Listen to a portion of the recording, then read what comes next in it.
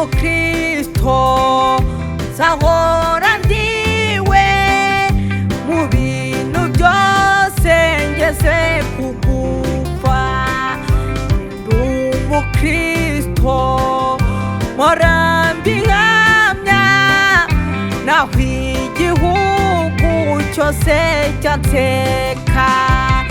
Ndi umukristo wo mu mutima kuko usigaye nkunda Kristo. Icyatumye apfa yazize jyewe, nabuzwa n'iki kujya mukunda. Icyatumye apfa yazize jyewe, nabuzwa n'iki kujya mukunda.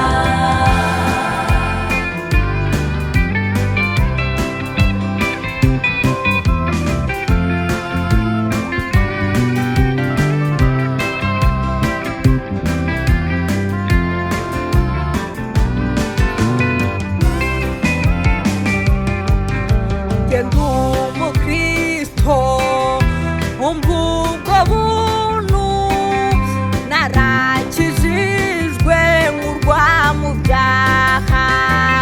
Ndi umukristo naho naterwa n'ibyago nkaba no ku rugamba.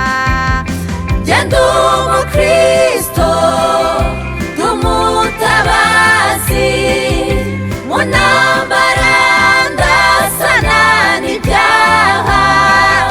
Mfite umugaba mu mwami Yesu, nituba hamwe nzahora nesha.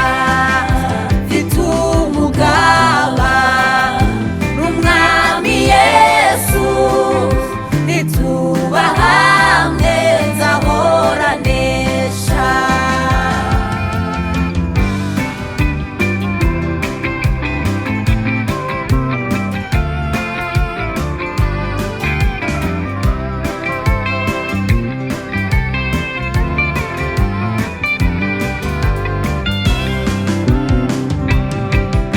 Ndi umukristo tumwimukira, ndakomeje mu rugendo rwanjye.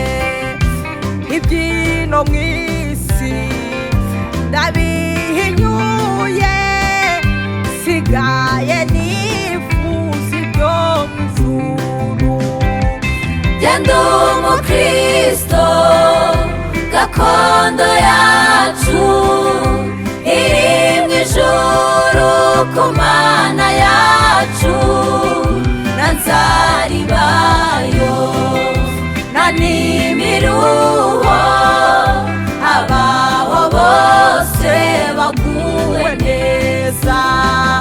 Na nzaribayo na n'imiruho, abaho bose baguwe neza.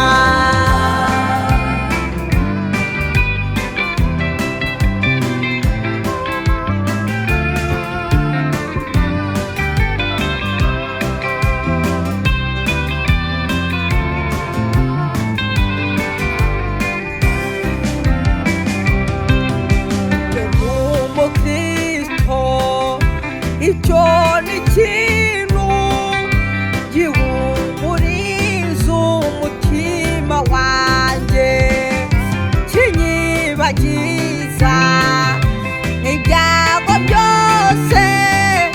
Nkumva nduhuwe n'umwami Yesu.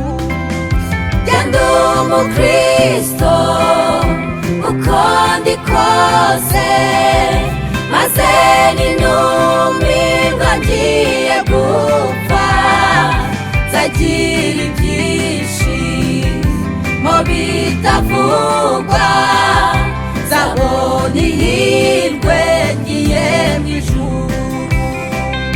Nzagira ibyishimo bitavugwa, nzabona ihirwe ngiye mu ijuru, nzagira ibyishimo bitavugwa, nzabona ihirwe ngiye mu ijuru, nzagira ibyishimo bitavugwa, nzabona